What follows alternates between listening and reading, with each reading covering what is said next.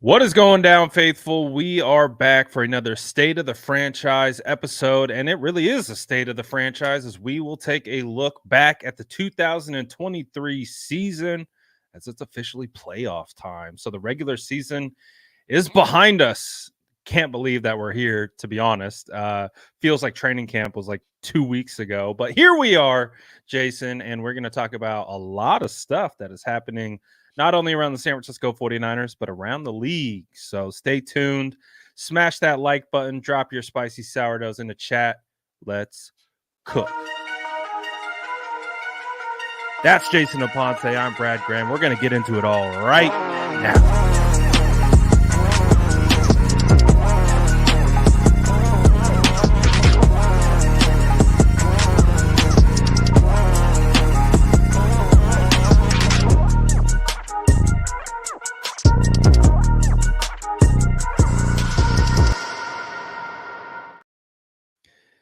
Mr. Ponte, the review show. I can't believe we're here. How are we feeling?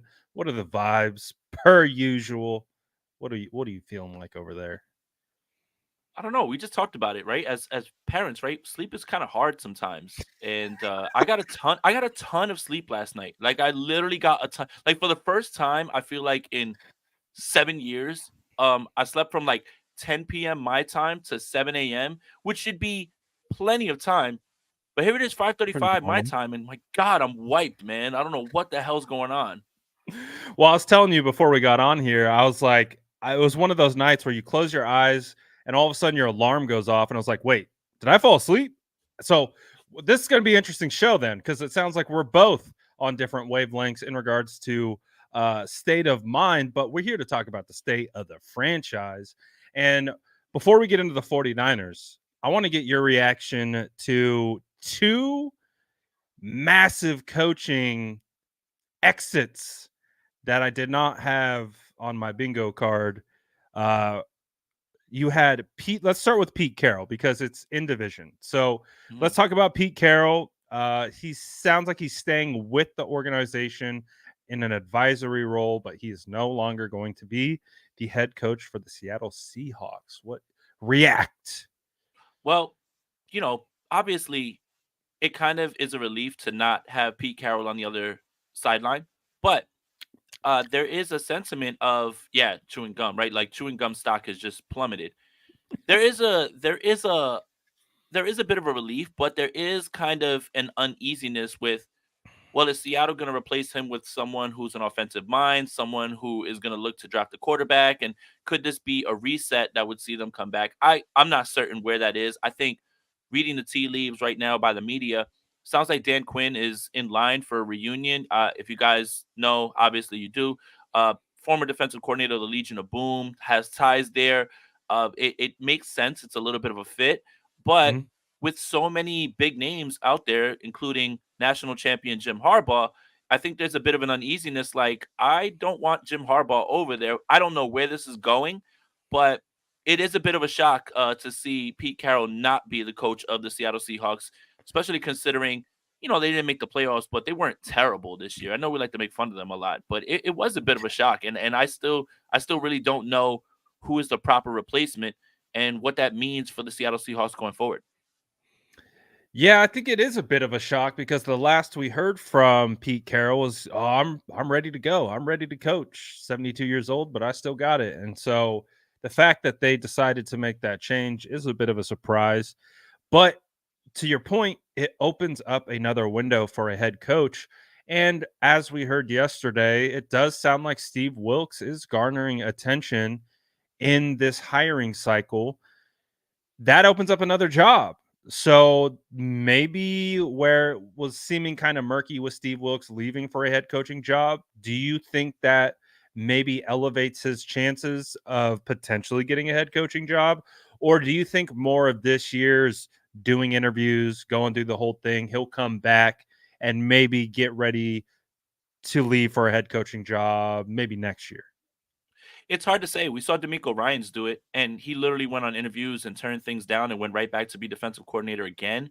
Mhm. If you guys aren't familiar with the Rooney Rule, Steve Wilkes would have to be with the team for 2 years before they could acquire one of those conditional third round picks, or compensatory third round picks. So it's really going to be up to him. I'm not certain. I think it all depends on how this season kind of plays out.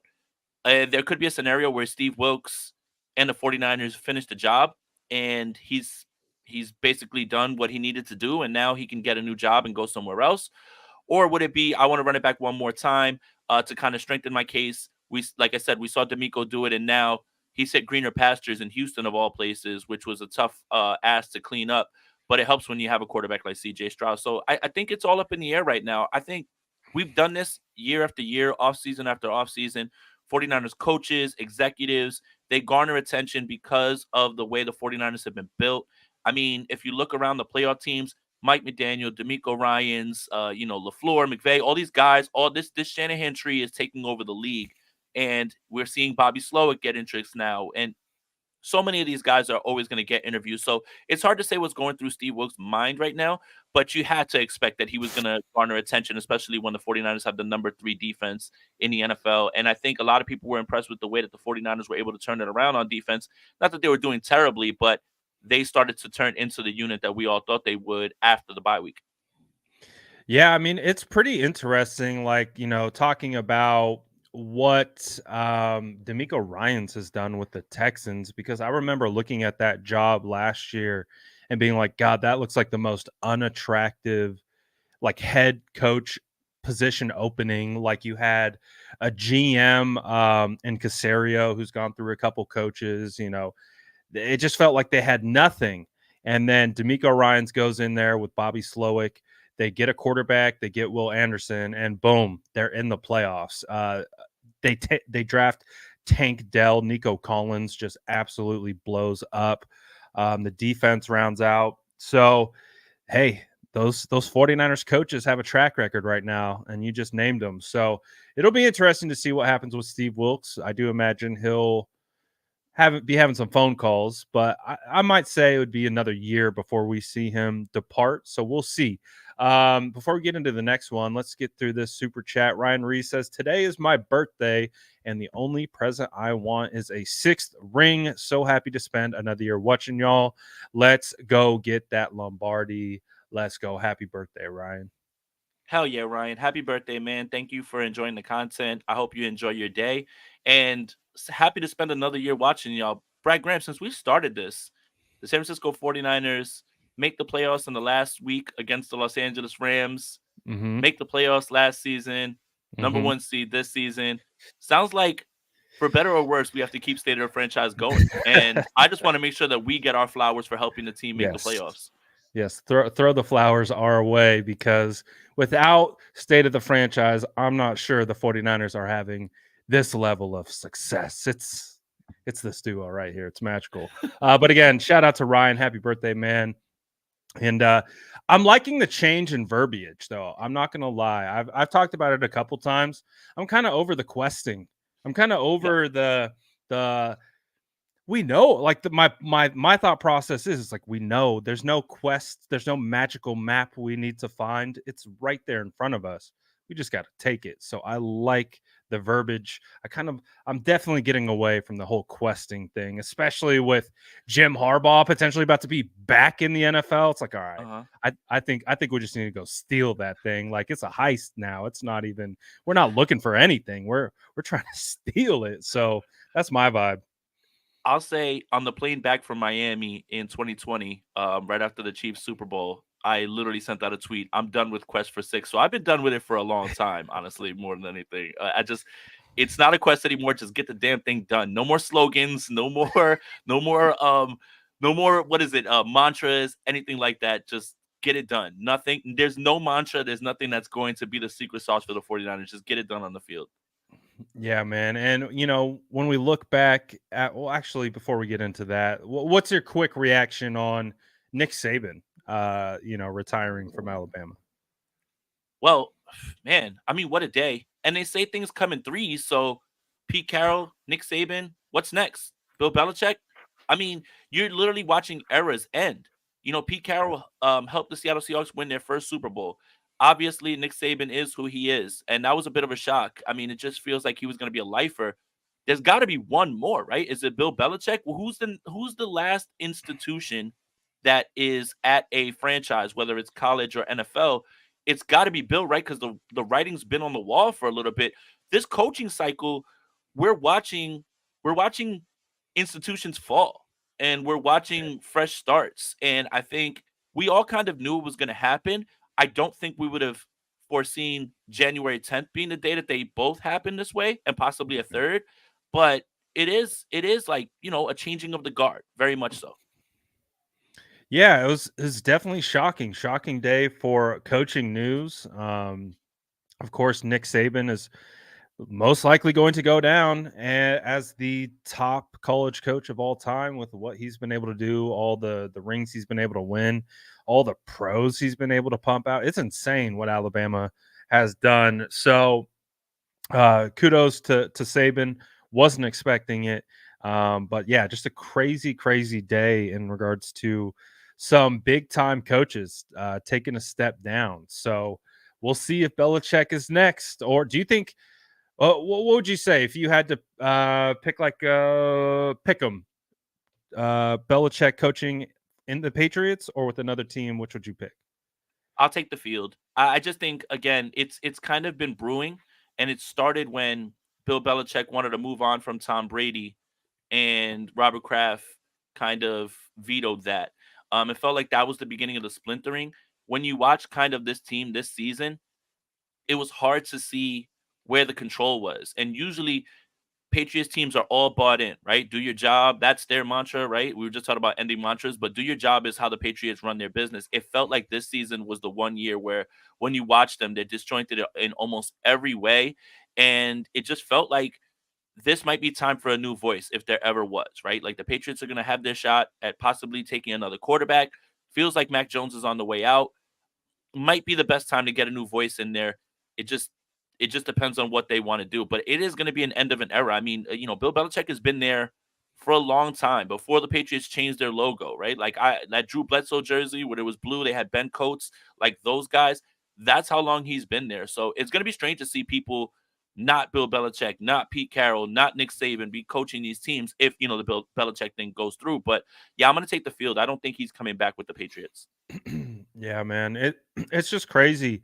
Um, what I think of like the NFL in 3-year increments and just like how much can change in just 3 years and like go back 10 years to 2013 and like everything that, the Harbaugh and Pete Carroll rivalry at the peak. And we thought this was going to be going on for decades and decades. And here we are. Harbaugh just won a natty in college and Pete stepping down. Just crazy the way things ultimately go and how they have progressed. Keith says, "Good night, Pete Carroll. Don't let the bed bugs bite." I think that's a popular sentiment around 49ers fans just because of the rivalry, the pain Seattle did inflict, Mhm. and Yeah, I think if we want to spin narratives, because there's nothing better than spinning narratives. 40. He just realized Brock Purdy is going to be running that division for a long time, so he just said, "You know what? This might be the best time for me to get up out of here." See there, I can throw shots I too, like even though I'm being nice and giving flowers to I Pete like Carroll. that But I think narrative. kind of looked around and said he read the room and said, "You know what, man? Let me get up out of here now while it's not so bad for me." He said, "I'm out here getting cooked by Mr. Irrelevant. It's time to go." Because I don't think Brock had lost a game to Seattle, right? It's clean sweep, Yep, 5 games, 3 five. or 2 last year, 1 divisional round, 1 regular season, 2 this year. Yeah. Um, Pure domination in those games for the most part. And We Trey have Lance and Jimmy Garoppolo beat them as well too. That's right. That's right. We have another super chat. When can I get my 15 minutes on our bet upon? Did we make a bet on this show? Christian McCaffrey didn't play 17 games. He played 16. I told you he was going to miss a game. He missed a game. Damon, I don't get it. The bet was that he wasn't going to play every single game. He didn't. I'm just trying to figure out. I thought the bet was 17 games. He played Did we 16. make that on this show? Did we do Yeah, that we did. earlier in the We did. season? Yeah. It was Yeah. about Christian McCaffrey staying McCaffrey healthy. playing every single game. He did not play every single game. The circumstances didn't have to line up with, oh, he had to play in every single game because of the number one seed being clinched. He played 16 games, not 17. He says he will play game 17. Game 7, no, regular season, postseason does not count. Oh, sounds like we have to go back to the archives, pull the receipts on the bet details. But as we move on to the San Francisco 49ers 2023 season, what's kind of like your high level overview of this year? The 49ers, what were they, 12-5, right? Finishing a pretty awesome season with some dips in the middle. But I know you've contextualized this. Like, I can't remember my exact score prediction. You know how we do our score predictions at the beginning. I think I was 12-5, somewhere around there. Yeah. This feels like right around where we expected to be, which, and we got the 1 seed. Sounds like we set out what we accomplished to do. Yeah, I mean 13-4, 12-5, that's kind of where everybody was landing. And I think, when you looked at the schedule, and we all did, everybody said, well, the 49ers are better than just about every team that's on here, right? But you always expected those hiccup games. Which one is going to be the hiccup, right? Like, and it always happens in the NFL. Teams lose to teams that are not on their level. It happens all the time. So that's when people are accounting for losses, right? It's not you saying, if someone picked the Minnesota Vikings beating the 49ers, it's not you saying the 49ers aren't better than the Vikings. It just means this is the NFL, and sometimes it happens. 12-5 and 13-4 is exactly where a lot of people thought they would land. I thought 13-4 was a little bit more of a popular bet, but 12-5 is right in that same area. And again, number one seed clinched. I think that's what's most important, and I think that's kind of what everybody was thinking about, was make everything run through Santa Clara. So whether you pick 12-5, 13-4, 14 and 3, whatever it is, you're still in that same area. You're still in the right portion of it, because the 49ers ended up with the number one seed, which a lot of people predicted. Yeah, so good year for the 49ers. Keith is still, he's hyped that no more Pistol Pete up north. He says, I'm sorry, I A love lot the of fact 49ers fans are. that he begged for his job and they were like, no, we need a new coach. Get your ass on kick rocks. Oh, um, Pistol Pete, no I more. think I think he said that he had a lot of energy, but I think the direction that he was trying to go in was, let's build on this team. And I think what Schneider and them are looking at is, how do we get a new quarterback in here? How do we start over? How do we get to that point, right? And I think that's what Pete Carroll is disagreeing with. And this is me just obviously making things up. But like, he doesn't want to have to go through an overhaul, and a complete overhaul, and a tear down. And when I say tear down, I don't mean tear down the entire team, because they have players that they can build around that they've had in the draft, right? Like, you've got two starting tackles, you got your two starting quarterbacks. I hate to be on demon time, but Pete and Russ lose their jobs in the same year after causing me so much pain. I'll drink to that tonight. Hey, sounds like Keith's having a blast, and that's great. He's Um, loving it. but I He's think I vibing. think I think he wasn't trying to go through the whole develop another quarterback thing. And I think that's kind of Yeah. where John Snyder is, because there is a bevy of talent in this draft. There'll probably be a bevy of talent in the next draft. And I think with the way that Gino's contract is constructed, is more about, hey, this is like something that we can get out of right now. So I think that's kind of what the conversation was about. But I don't think Pete wanted to go through the whole bumps and bruises with a rookie quarterback for a little bit to develop him. I think that's really where the disconnect is. Yeah, I hosted a stream on Bleacher Report with a Seattle Seahawks content Subtle creator after flex. after they after the 49ers demolished the Seattle Seahawks on Thanksgiving.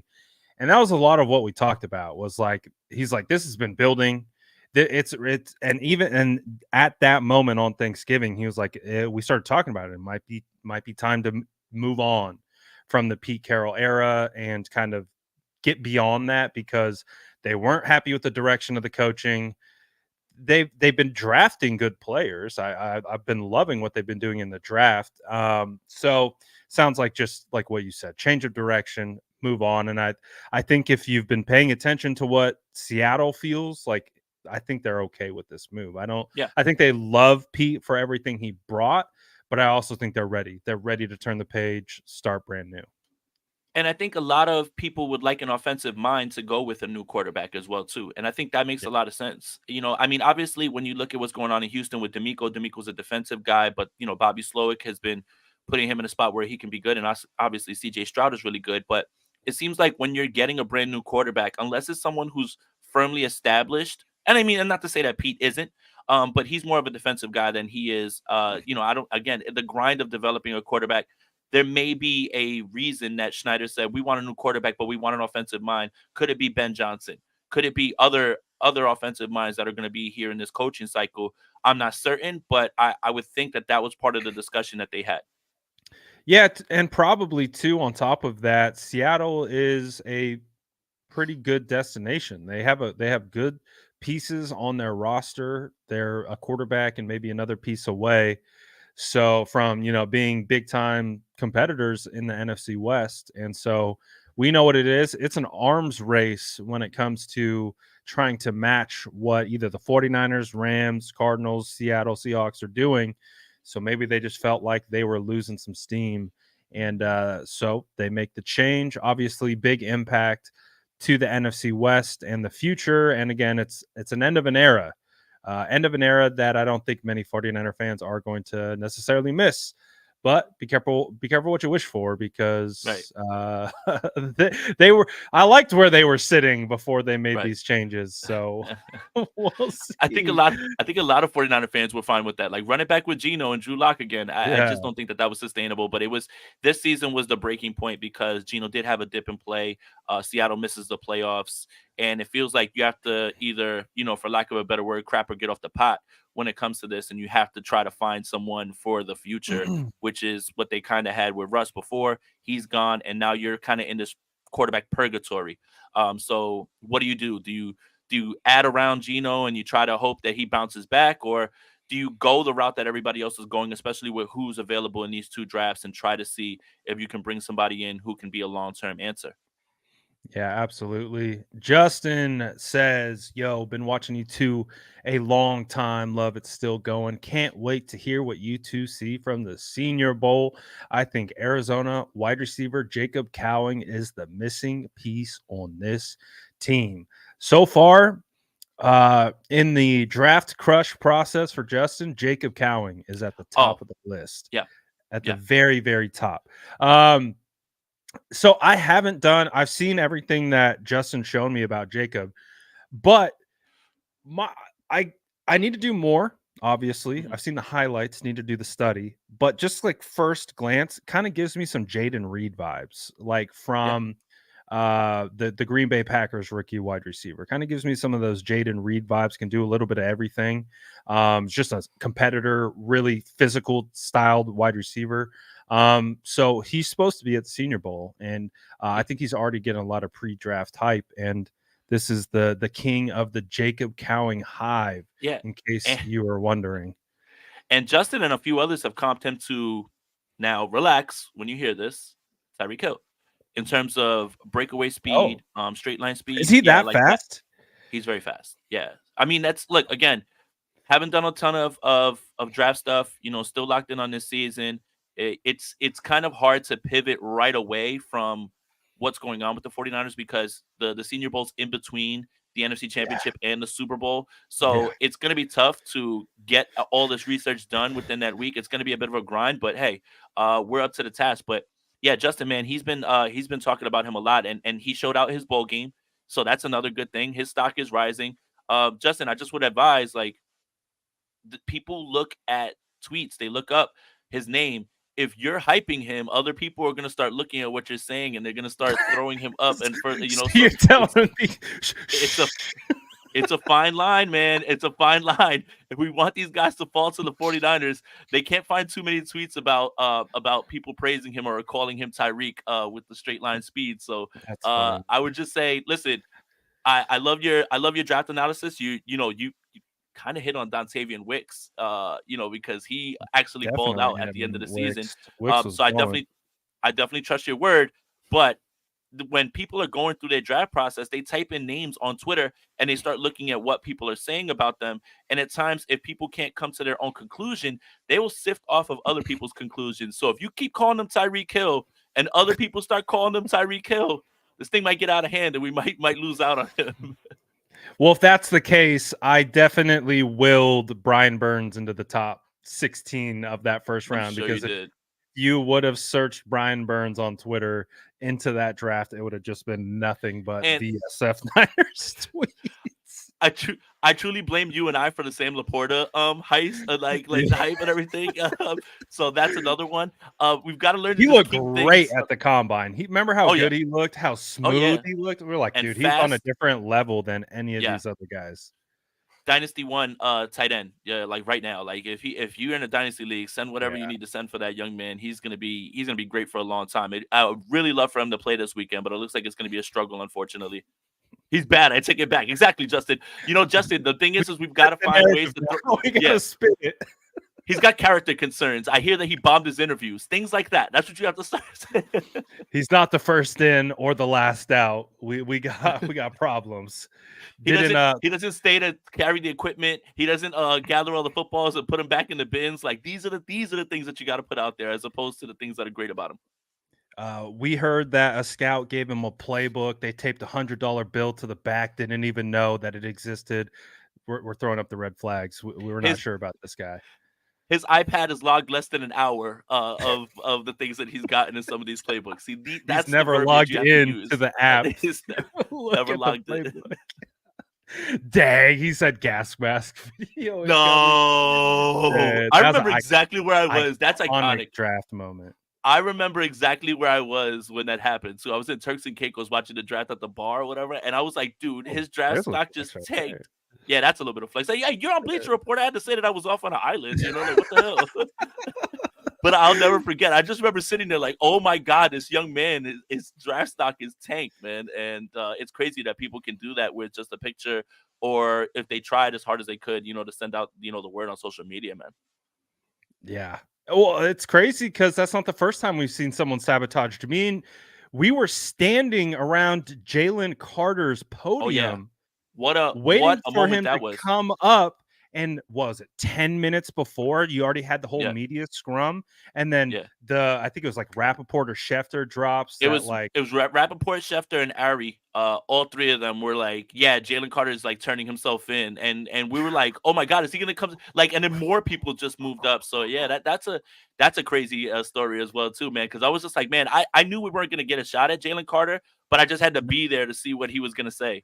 yeah, I never experienced anything. Anyone who was there credentialed for the combine was standing around Jalen Carter's podium, like Yeah, after that news dropped. It was a, lo- absolutely a lot insane. of good football players, standing at empty podiums with no one to ask questions because everyone was in front of Jalen Carter. And then he never came out, so it's just a lot of Nope, people standing around. nope. But we'll collect more of those stories as the offseason continues.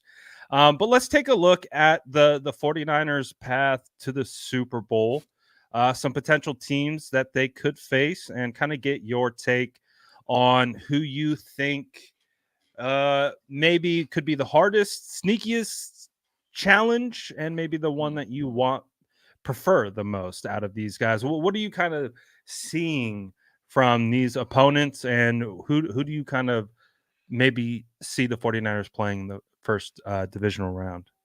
We just gonna go into picks, and or are we just talking about like, Just spitball. okay.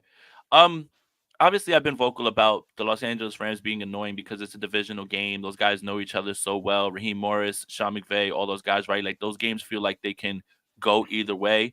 Mm. Obviously, the 49ers would get the lowest seed available. So let's just play a scenario out.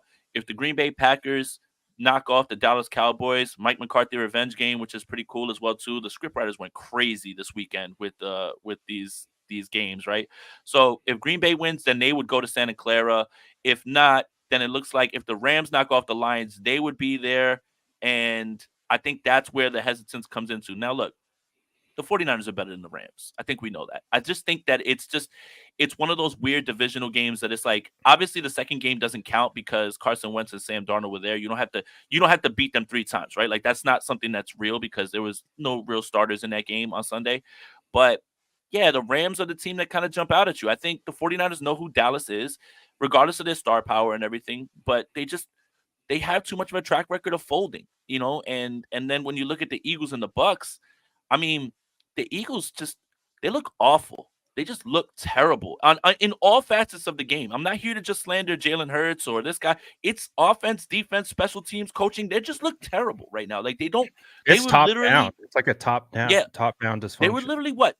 10-1 to finish. What is it? 11-5. That's gross. That's And really they're gross winning down the stretch. everything. And remember, we were talking about it. We're like, ooh, they're scary because they win the ugly games. They win the Yeah, games where they're not playing their best. And those right. teams are kind of scary because they find themselves in adverse situations and they bounce back. But ever since the 49ers, they never bounce back. Yeah, and it's weird because you want to go with the Bucks, and I thought I vaguely remembered the Bucks giving the Eagles a good game, but it wasn't like that. That was when the Eagles were rolling. Like AJ Brown had like 100 something yards. Like Jalen Hurts was throwing it all over the yard. The Bucks couldn't move the ball. I don't think that's the team that's going to be showing up though this weekend, right? So you can't go off that game and just say, oh, they outgained them by almost 300 yards. It's going to be a cakewalk. I think the Bucks have found themselves a little bit here at the end. Baker Mayfield kind of talked himself back into an extension. I mean, Hmm. if I was a betting man, I think I'm gonna smash the Bucks money line here. In this one, I think the Bucks find a way to get it done at home. Especially considering just the Eagles. Look at the losses. The Eagles even wanted to lose to the Giants again on Christmas Day. Like, I mean, like you could say the 49ers broke them, but I think the games that are more damning than losing to a team that's better than you are the games of you losing to teams that are not better than you. The New York Giants, Yeah, the that's a Arizona bad one. Cardinals. Yeah, like those are Yeah. bad losses. They're very bad losses. So the way the Eagles are playing, it's what Fred Warner talked about, not playing your best football going into the postseason. It doesn't matter where you're slotted, right? Like again, the 49ers have been that 6, 7 seed, but everybody said, hey, nobody wants to see them right now. They're playing their best football. That's kind of what you want to be. You want to be rolling. It's the seeding helps, but I just don't see the Eagles playing good football right now. They can't run the ball, they can't throw it, they can't defend. I I don't see anything good about what they've been doing. And that's not even me like trying to be a jerk and like ha ha ha. It's just objectively watching them play football. They look broken all the way around. And it's even got talks of Sirianni not being there. And there's just I think your first sign of panic was, well, we have a defensive coordinator, but Matt Patricia, you're in. Get in there and start calling the Yes. plays. Like it's just Yes. that's scrambling. That is Yeah. scrambling. Who does things like that? So I got the Bucks, the Lions Rams game. Man, Jared Goff said something that really, really made me a little bit more confident today at the podium. He was asked about his feelings about Sean McVay and the Rams, and he said, "I've got no ill will towards Sean McVay. I've learned a lot. I am more focused about winning this playoff game for this city, and that is bigger than any sort of storyline or narrative." I was like, "All right, Jared Goff. All right, Jared Goff. Like I hear you now." So I'm starting to lean a little bit closer to Detroit. I wish Sam Laporta would play. That definitely would help, but it Yeah. looks like He it's out gonna for the year? no, Is no, he no. done So they done? said they're gonna take it. They're gonna take it to Friday and figure out what's Okay. going on with him because that's the last time that you can send out an injury report. And they play Sunday. They have the Sunday at 8 game, if I'm not mistaken. Um, so that one I'm starting to lean a little bit towards the Lions a little bit more because they're gonna be home. But I wish Sam Laporta was playing in this game. And Did you then see Green Bay and the Dallas. thing did you see the thing about, like, where the fans, for the Detroit Lions said, "You cannot wear a Stafford jersey to this game." Wow. They're banning Stafford jerseys, so Detroit Lions fans, they love Stafford, right? We know that was one of the storylines about this game, but I think, to your point about what Jared Goff said, putting on for the city, the whole state, everyone is like, we know what playoff droughts look like. Remember when the Yeah. four, like how long we had our little drought, and the second we got back, man, it was crazy. So man, you have droughts like that, and then you have seasons like the Detroit Lions just had, and we know they've historically been a bad team. It's not like they were Mhm. the 49ers who have 5 Super Bowls to rely on. They're just bad. And so for them, this is huge. Like this is everything to their fandom, to their Right. sports culture. So they don't care about Stafford right now. Like they love Stafford, but not right now because he's coming in here to Yeah. try to kick them out of the playoffs. So I imagine that Detroit stadium is going to be raucous. It's going to be quite the environment. And you can expect Stafford's going to be on that silent count, which hey, I guess he's used to, even playing in his At own home. stadium. Ha ha So ha. it's going to be a good matchup, though. I really do. I think it's going to be Yeah. a phenomenal matchup. That's my favorite matchup of the weekend, like easily. And I've been locked in on that one. But think about being a Michigan fan all around, right? You're a Michigan fan, Yeah. you got your natty, and now you got this game. I mean, just like right now, it's a beautiful time for Detroit, 8 Mile Road, all that stuff. I hope they're like listening to Lose Yourself or whatever can get them hype. I wouldn't be listening to that if I was in there. I will. That's a story for another day.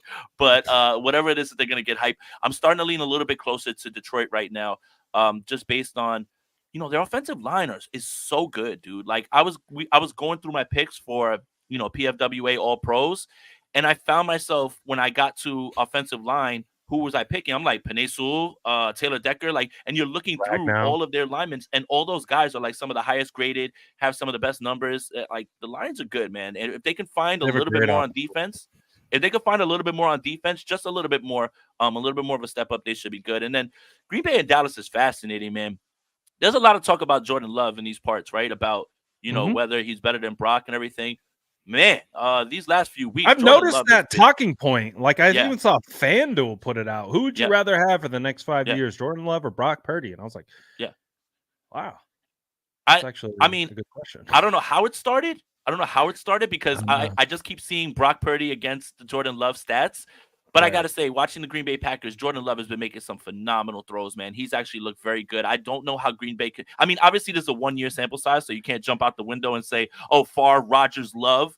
But I don't know what it is about the Packers that they're able to get good quarterback play. He's actually turned it on, so that's a fascinating game as well, too. Like if they can get guys back, though, if they can get their guys back because they've been playing without their receivers, right? Like if they can get Christian Watson back in this game, obviously Aaron Jones is there.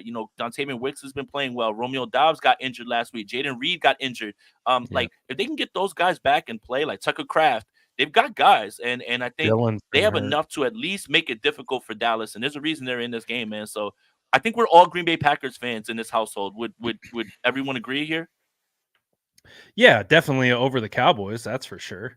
For sure. Um, I think that would be a very interesting matchup, Green Bay versus the 49ers. Green Bay is definitely a team I got my eye on. Their defense is playing really well. Rashawn Gary has turned out to be one of the better defensive players in the NFL. So the Green Bay Packers are definitely a team to watch for upset alert with the Dallas Cowboys. But it's crazy when I'm looking at all these teams.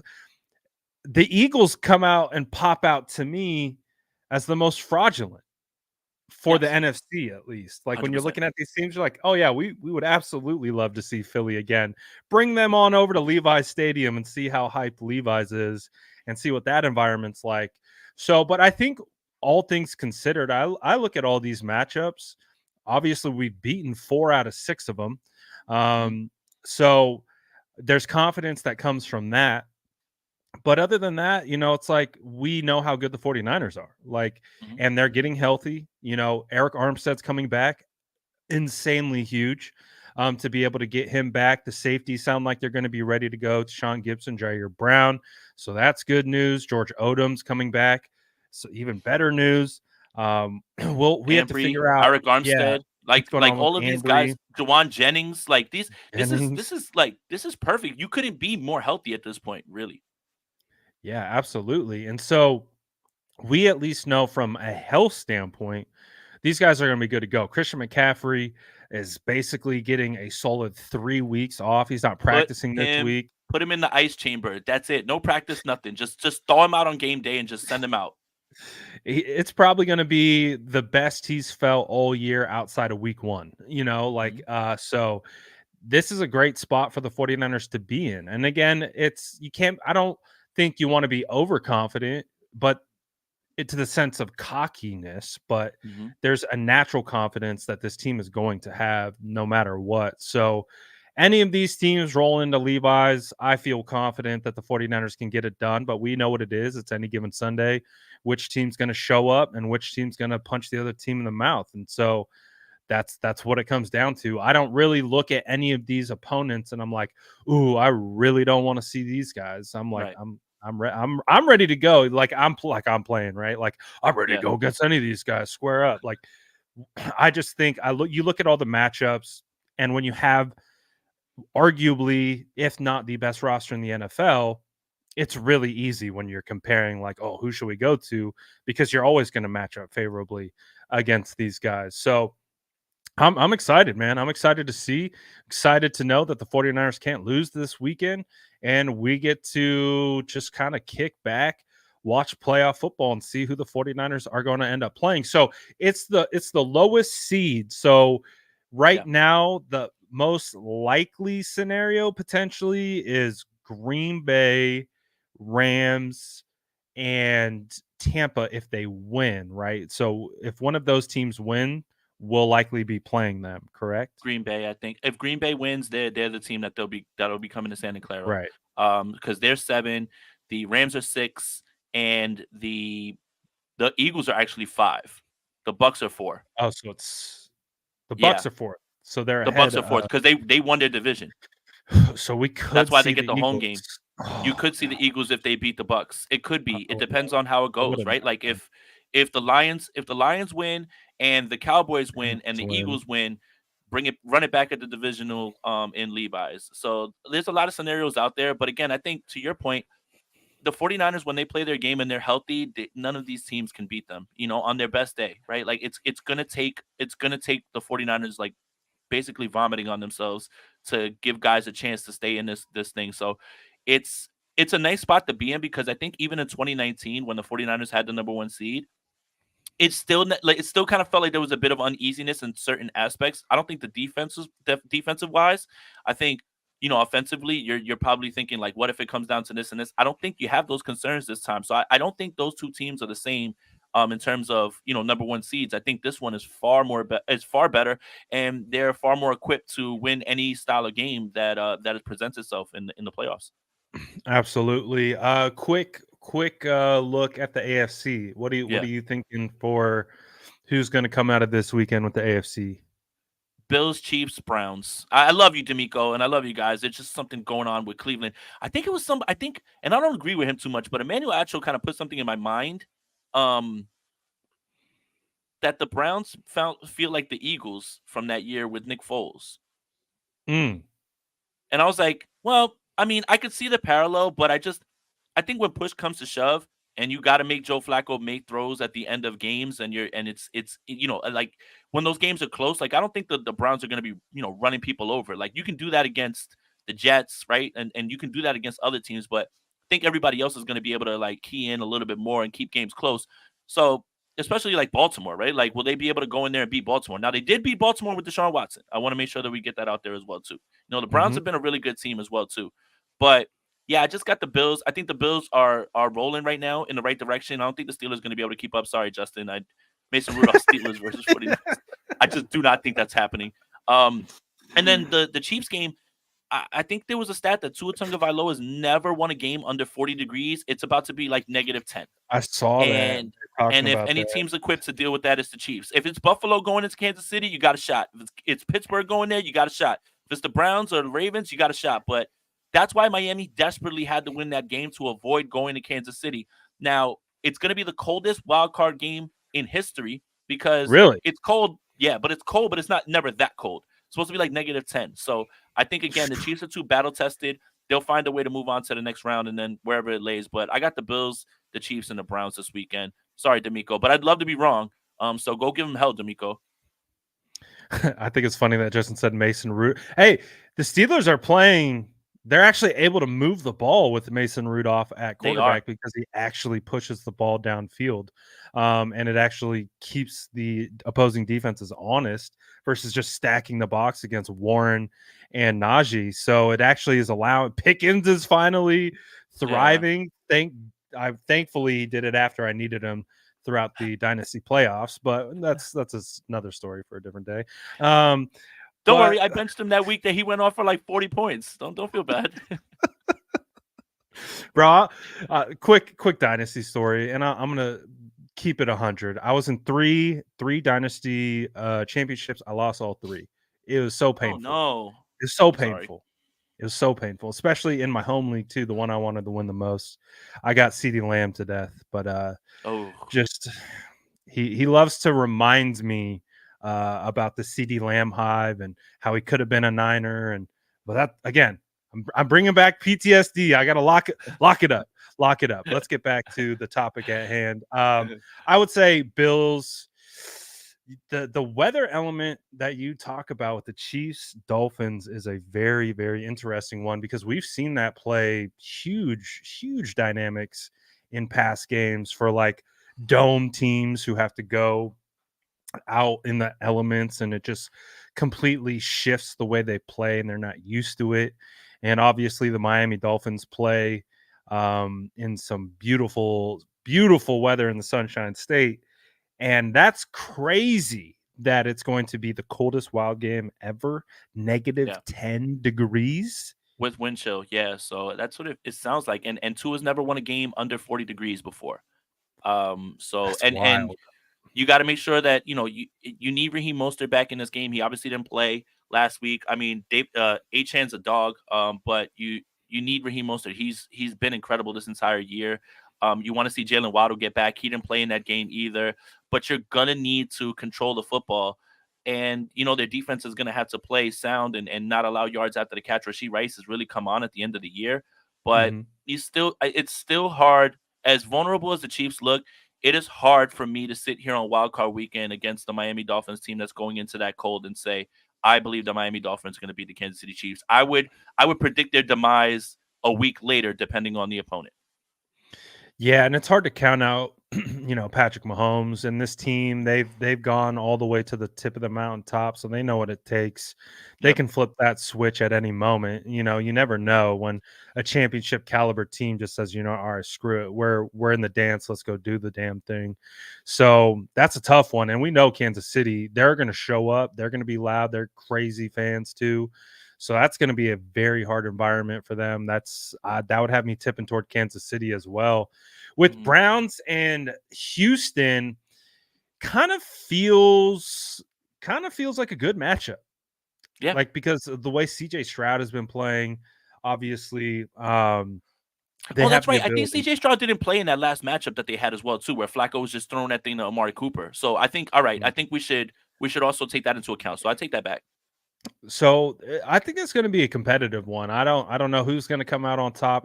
It's at Houston or at Browns? Yes, at Houston.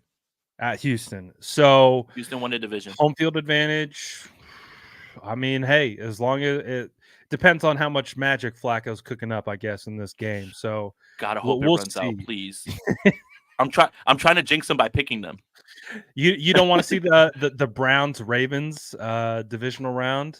Would that No, would that even be the divisional round if that was the I don't case? I don't look. think it would. With every game that Joe Flacco wins, my anxiety grows. It just grows because I start to see some nonsense or some horrible Hallmark Lifetime movie that they make about what if I told you a guy from the couch gets off and leads the Cleveland. No, no, no, no, no. Let's knock this off right away. D'Amico, get him out of here, please. I'm gonna pick the Browns to jinx them. Knock him out now so I can breathe easy this weekend because my anxiety grows with every single deep pass that is caught somehow because I don't understand how Joe Flacco has turned this thing around. Even though I didn't vote for him for comeback player of the year. No, it's hilarious because you've been on it with this type of stuff all year. You said like you're like, I don't know if I want to see Joe Flacco. I got all this PTSD, and then I watched that game against the Jets, and I was like, Yeah. oh my god, Jason was right. I was like, I'm now terrified of the Oh Browns. Like no. before, I was like, oh, this is Oh no, don't just keep that away from me. Just run it back with Baltimore, damn it. Just give us Baltimore, even though that's PTSD, but just run it back with Baltimore. I don't care, man. If again, if the Cleveland Browns make it to like the AFC yeah. Championship or the Super Bowl, then they've beaten so many good teams, and that makes me so nervous because then that starts to turn from team that is actually good to team of destiny and some BS is happening, which is exactly what happened with that Baltimore Ravens team. Once that ball went over that Denver Broncos defender's head and Joe Flacco threw that thing in there and they run it and Jacoby Jones scored, I said, oh no. Miracle Oh, play. Jacoby Ray Jones. Lewis's last year. I don't like any of this. I don't like any of it. It's magical storyline is what. And again, I'm just basing it on vibes more than anything. I hate that idea of a magical storyline. Again, when I start to see the movie idea about how they could make the movie about a guy off the couch who hadn't played all season and the Browns went through four quarterbacks and I'm like, oh no, like I dislike that so much because so many people are just overlooking that, and it always seems like one of those BS stories happens almost every playoff. Yes, definitely. Someone rises out of the ashes and makes their way into the NFC Championship game half the time. And so it's going to be fascinating to see what happens in the playoffs. Damon is asking, will Brock Purdy have a signature moment in these playoffs? What is your I thoughts think on so, that? Damon. Honestly, I wrote about today on Niners Nation, and you guys can go and vote on it. Who will be the 49ers MVP? Now, I did say that I believe it's going to be Christian McCaffrey because everything runs through him.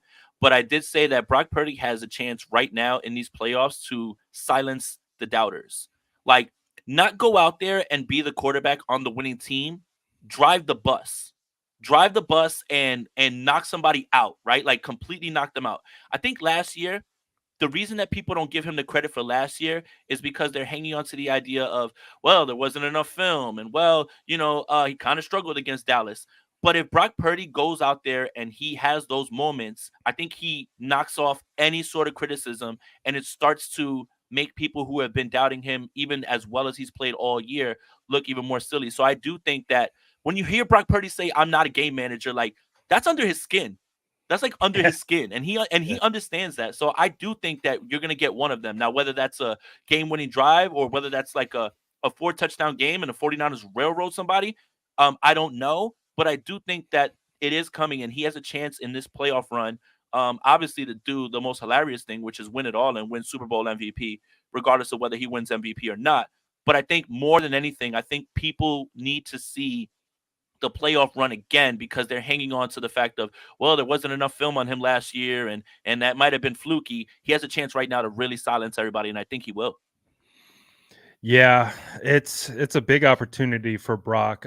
I did an episode, I think it was yesterday, talking about who's the most important player on the 49ers heading into the playoffs. And I think it's Brock. I think Yeah. even though I would probably say Christian McCaffrey is definitely worthy of being that player or being the MVP, I think when you think of how this offense operates and how it runs, it goes through Brock. Yes, Christian McCaffrey does amazing things with the ball in his hands, and he does amazing things without the ball in his hands, which helps the entire offense as a whole, which again is part of the MVP conversation with CMC.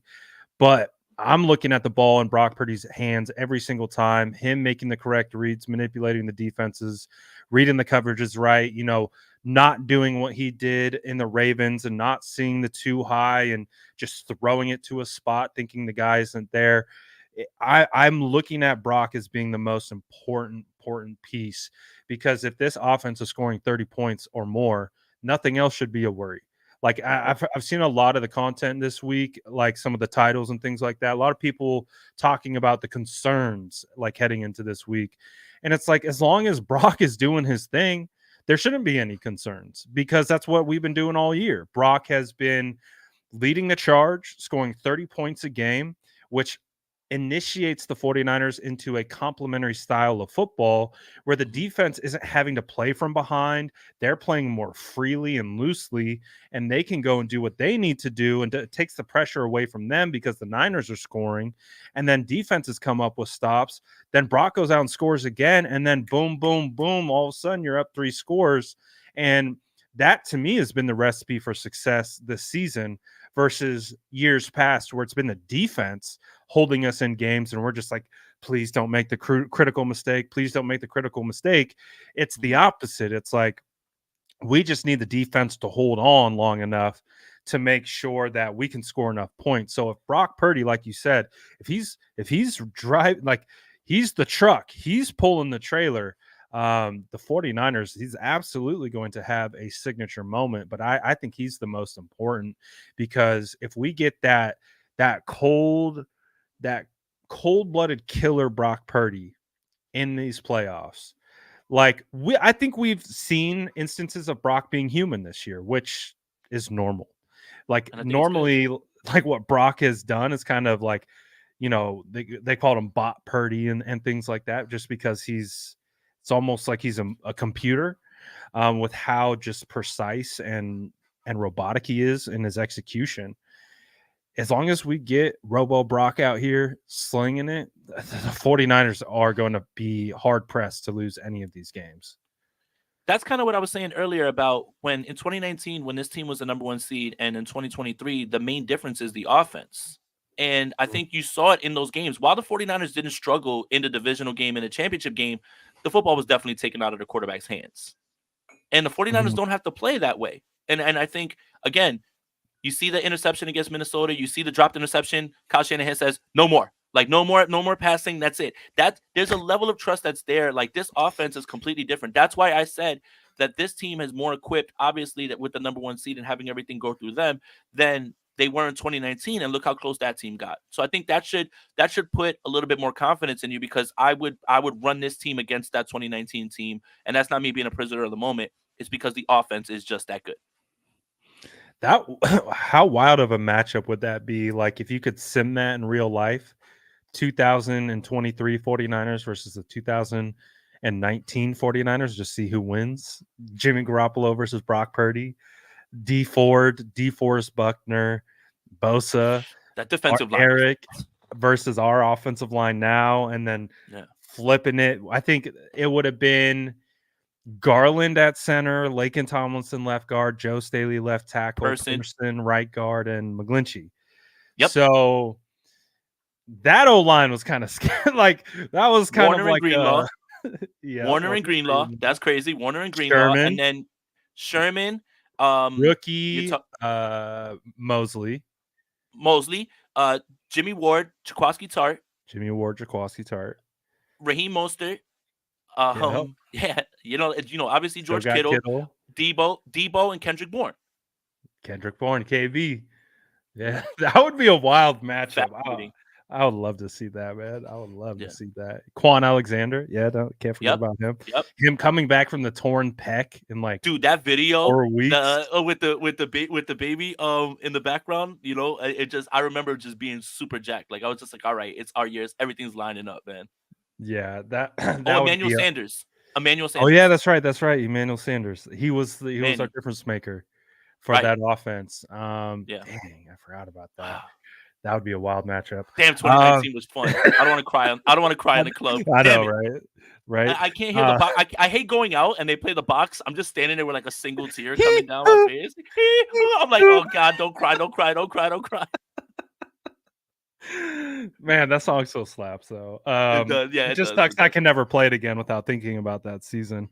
I wouldn't Um, willingly play it, but if someone was playing in the car, I'd be like, yeah, this so like you're just like it's like that girl who's like crying, like, and she's just like dancing, like yeah, she's like, oh my gosh. That's totally what it is.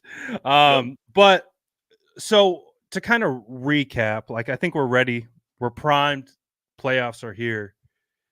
Who would you, if we had to go through NFL awards, Yeah. how would you slot MVP, OPOY, DPOY, Coach of the Year, all of those things? How would you slot those guys? All right, so I filled out my PFWA ballot yesterday. They allowed us to do all of those awards. They allowed us to do All Pro in the AFC, the NFC, and then All NFL.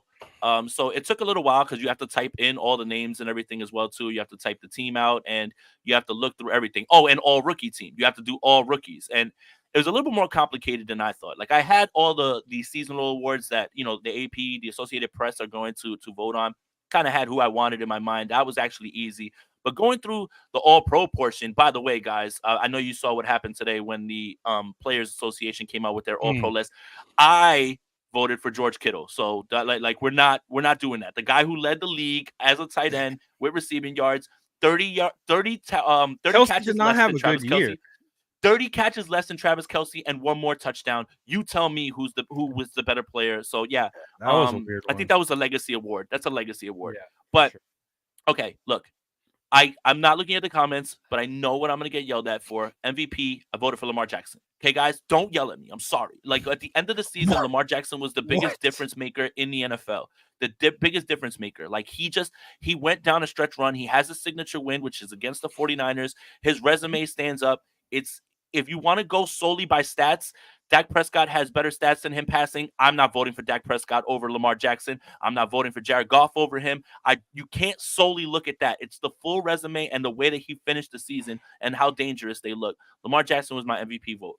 I think OPOY was very easy. Christian McCaffrey, over 2,000 scrimmage yards, not even close, right? Like, I think that's something that in 16 games, like, I don't even think that that was much of a discussion, right? Now, they have two distinctions for PFWA: Rookie of the Year and Offensive Rookie of the Year.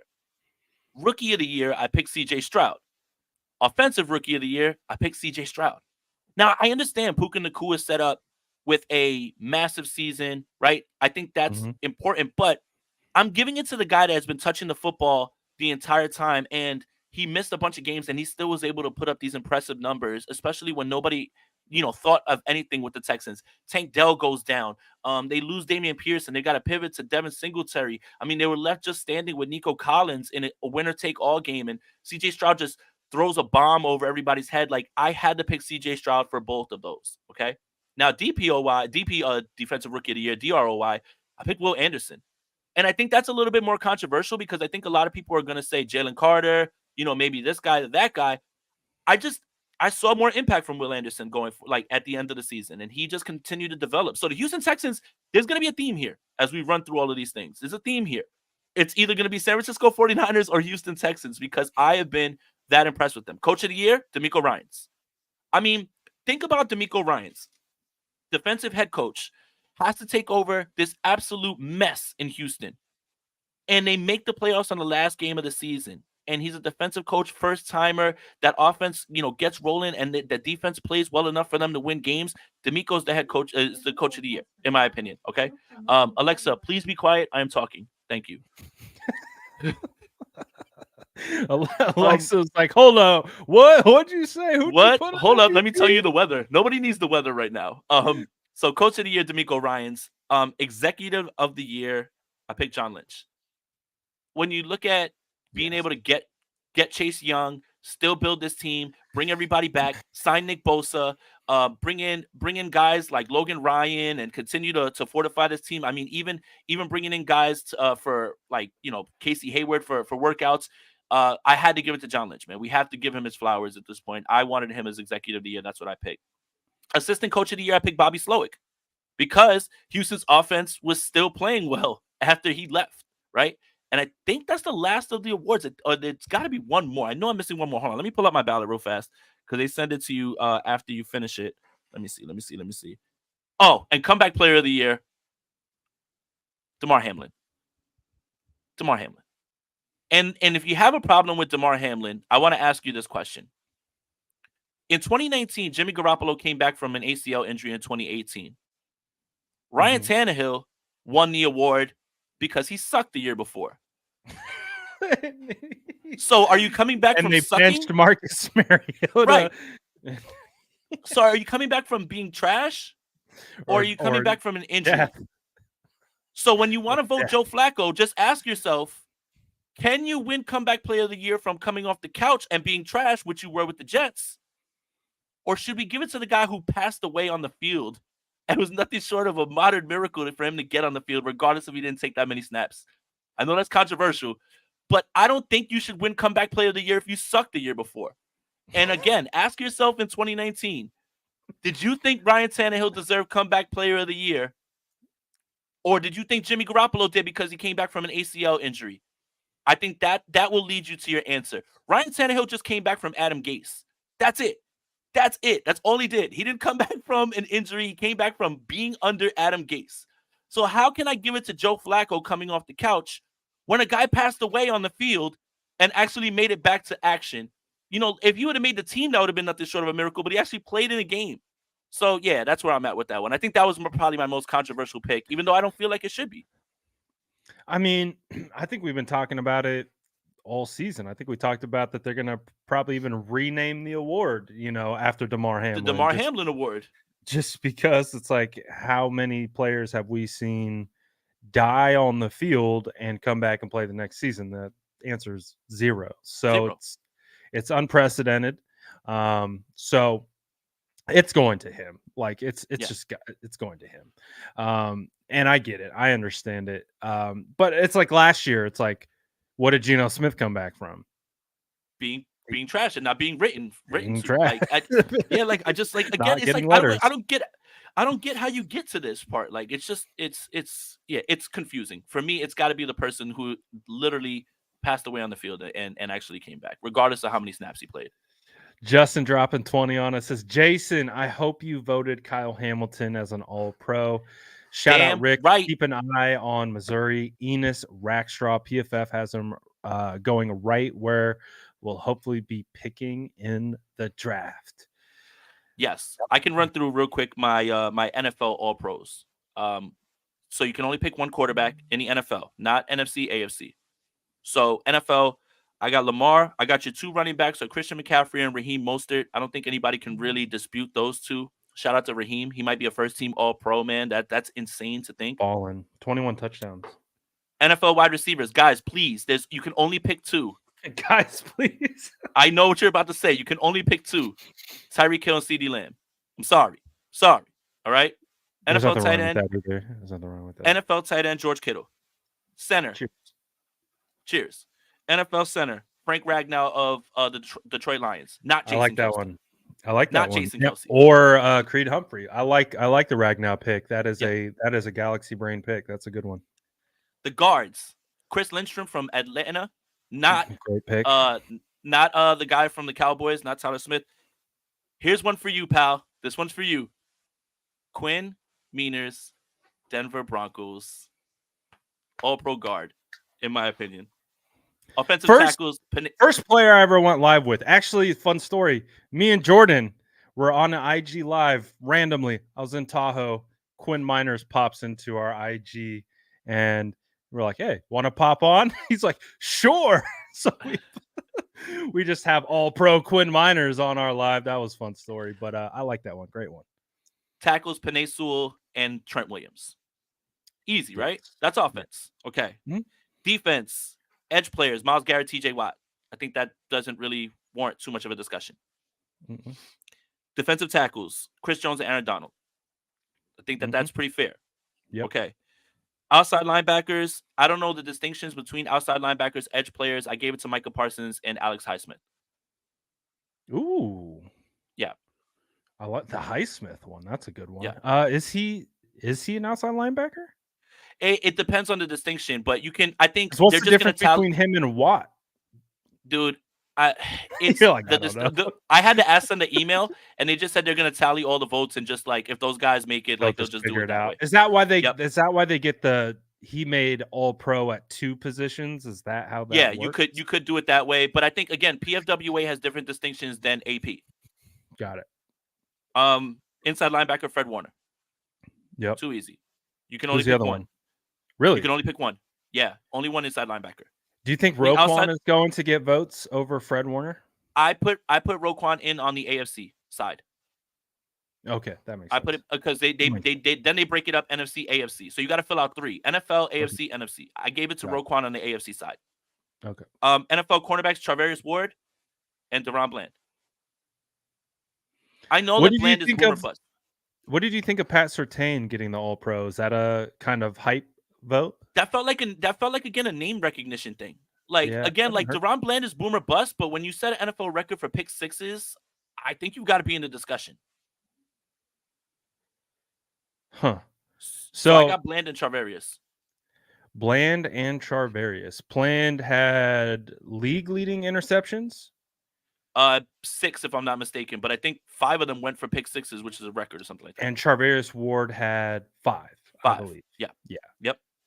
Safeties: Kyle Hamilton, Antoine Winfield. I don't think it's much of a discussion at this point.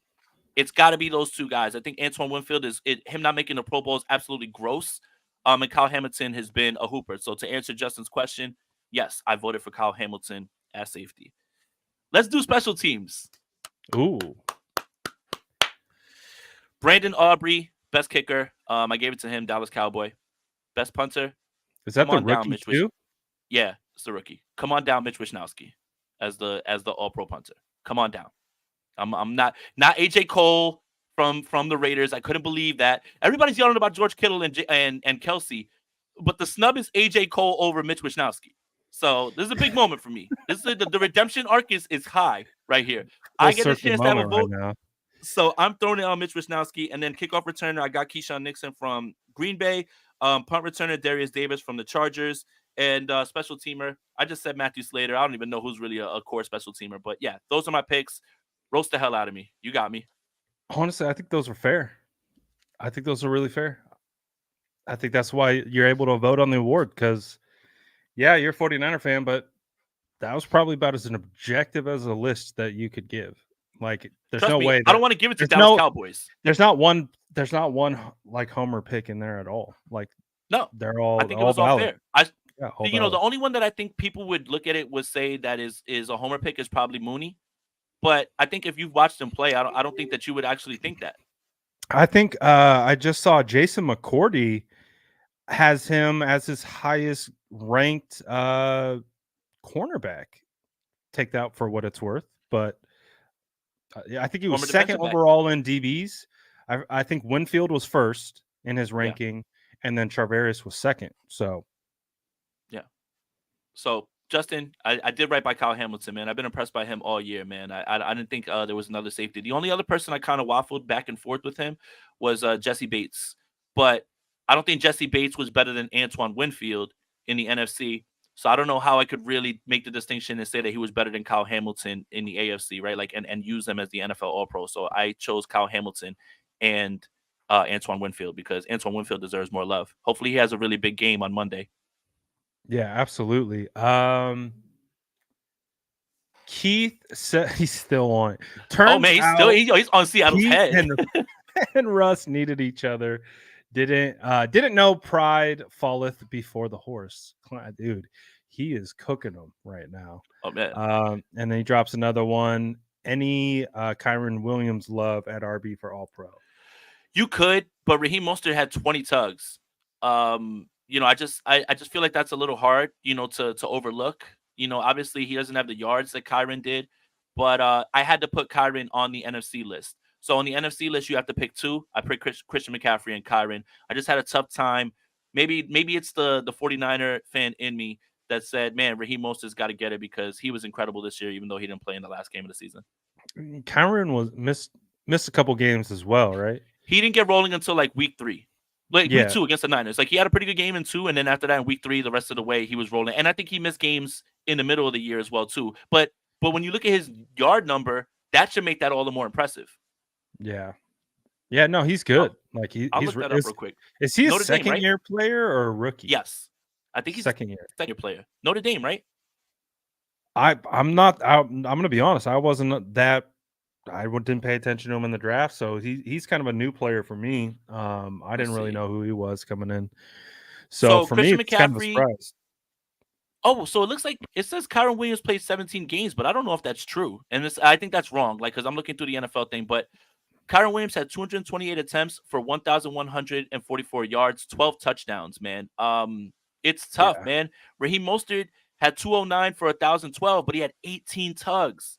Like, I have a hard time with that one, man. It's just he played so well. And then second in the NFL in rushing, Derrick Henry. And it didn't even feel like this was one of those King Henry years. yeah, Like not at all. insane to think that, right? Like he just puts up those numbers and we just kind of just forget about him in the background. Maybe because Tennessee was struggling so bad.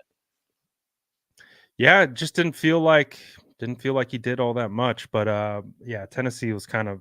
Were you surprised that they fired Vrabel, or was that kind of like you could sense they were going to make some changes? A little bit. I think I was a little bit. I think because when you look at the way the quarterback position played out for them, but I think again that was one of those disconnects where the Titans want to overhaul a little bit and get picks, and then they didn't move anybody at the trade deadline, right? Like people were in on Derrick Henry. You had to move Yeah, those guys so you could overhaul with picks, and it feels like Vrabel doesn't want to do that. He wants to win now. So that's kind of what at least I heard. I think it was Rappaport or it was Tom Pelissero who was talking about it today on NFL Network, that it just felt like the timelines were off. There's no way to rebuild and retool, right? Like you've got to do one or the other. And it rebuild felt and like win Vrabel, now at the same time. right? Yeah, like you can't do it, and that's why they added DeAndre Hopkins and they added like guys that were going to be instant contributors, as opposed to at the trade deadline moving those guys for valuable picks and trying to restock. Yeah, that makes sense. So it's been quite the week for the NFL. Been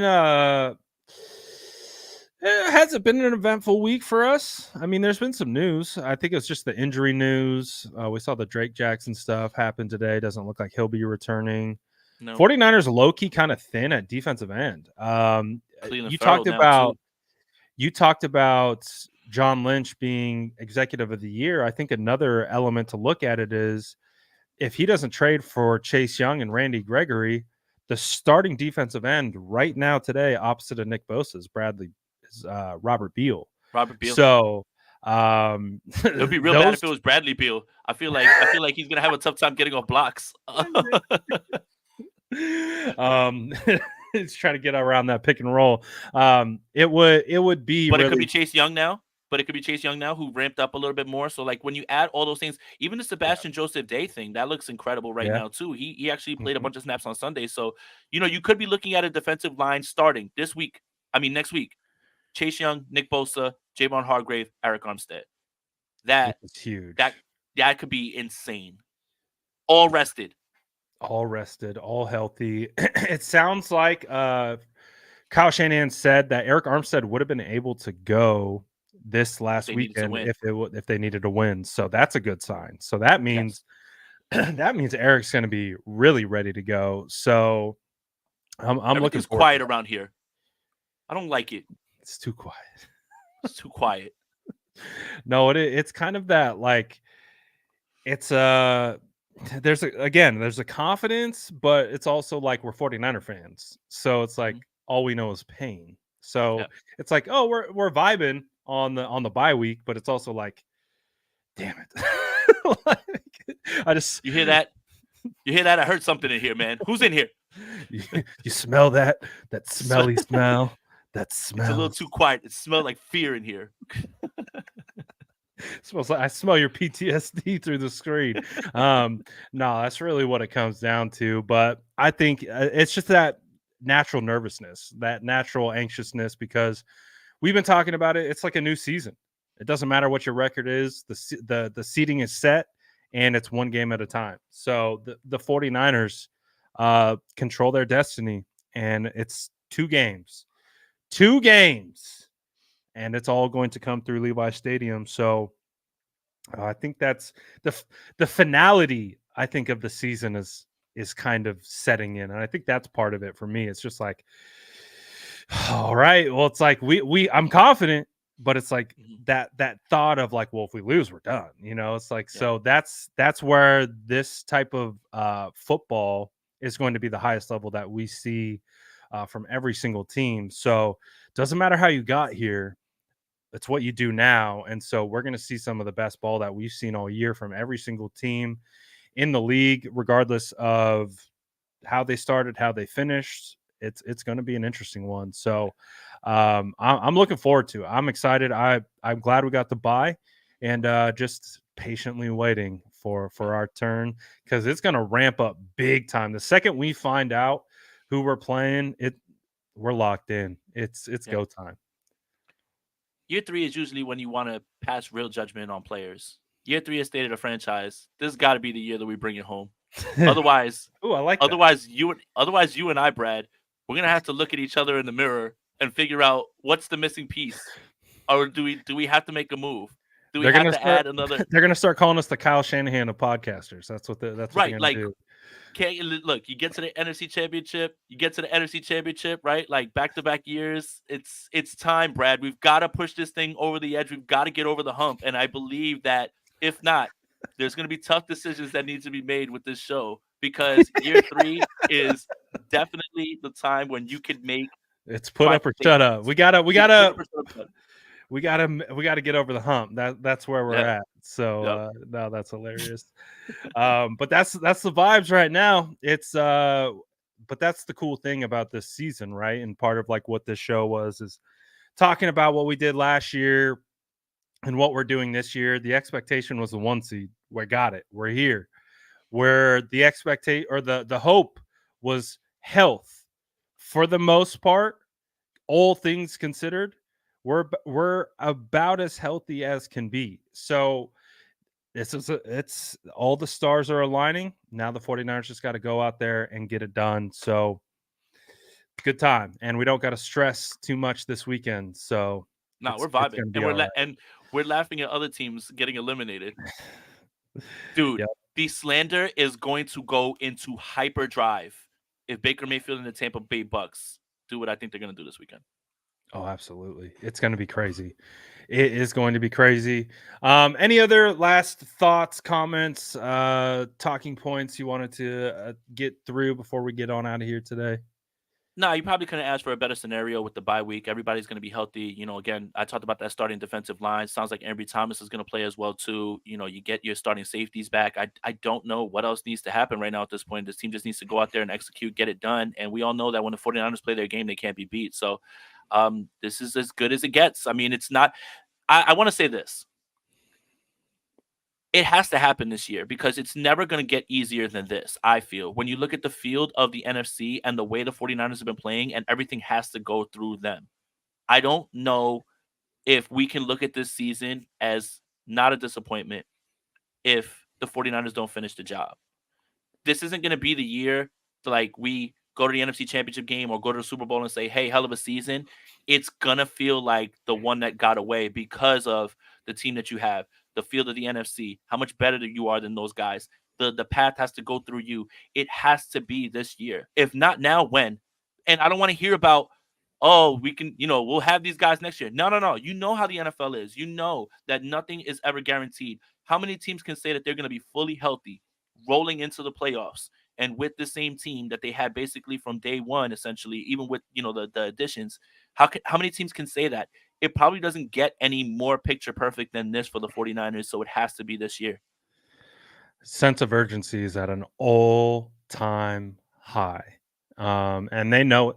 And I think that's part of the beauty in all of this is that this core group of guys has done this a couple times around and have unfortunately fallen short. So they know what it feels like, They know they have those scars. So they could use that to push them even further beyond their limits, just because they know what that pain is. They don't want to live with that pain.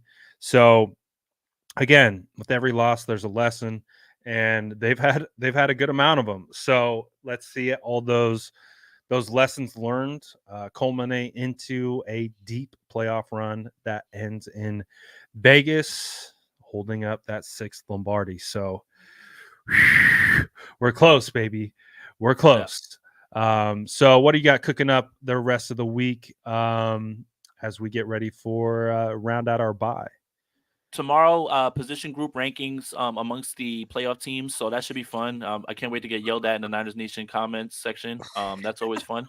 And Friday will be my picks and why I go through them and what are the best scenarios for the 49ers. So look out for those things. If you want, you guys can vote right now on Niners Nation. The who will be the 49ers MVP in the playoffs. I think it's interesting. I think the choices were Christian McCaffrey, Brock Purdy, George Kittle, Debo Samuel, Nick Bosa, and or the field, essentially someone else, right? And I think I kind of wrote, there's always a player that contributes in a way, right? Like it could be like a 3 interception game from like, to Sean Gibson or something like that. So kind of make sure I threw all that in there, but you guys can go and vote on that, and then we'll have the results on that Friday. So yeah, just happy to do this with you another year, man. And the years time flies when you're having fun, man. This year just flew all the way by, man. We're already thinking about Senior Bowl. And it just, again, like you said, it felt like yesterday was a training camp. It's weird. It's weird how quickly it went because I remember the lead up to it was like the longest off season of my life. And I think Yeah. a lot of that had to do just because all we Quarterback were discourse. so all we were talking about was quarterbacks. It's just everything came back to the quarterback. We remember we probably did like 2 months worth of shows where we refused to talk about the quarterback position until we had Yep. to. Like that was the state of 49ers content during the summer. So it was a long summer. And so I guess, like you said, when you're having fun, time flies. So shout out to everyone, as always, for being along on the ride for the state of the franchise. Year 3 in the books. And like you said, let's finish this one strong with a championship. So looking forward to what we got cooking. Grab your cookies on the way out if you stayed the whole time. Make sure you guys are subbed to both channels. I'll be on Sacktown Sports 1140. I know you were on there a Hell couple yeah. weeks ago, Yeah. so that will be cool. That will be a first time for me. So looking forward. 11:40 p.m. your time? No, 11:40 a.m. is their channel call out. Oh, Sacktown 11:40. But what Sports time you're gonna be on? 11:40 a.m. I'm going on at 7:15 Pacific Standard Who Time. you going on with? Alan Styles? I'm going on with excuse me. I'm still new to their show. What's his name? I'll let you know what his name is in a Well, second. if it's Alan, tell him I said what's up, man. I But think yeah, Alan's Sacktown Sports. during the day. I think it's Yeah. yeah. But anyways, Shout out to Simone and shout out to their program director who's always showing love, man.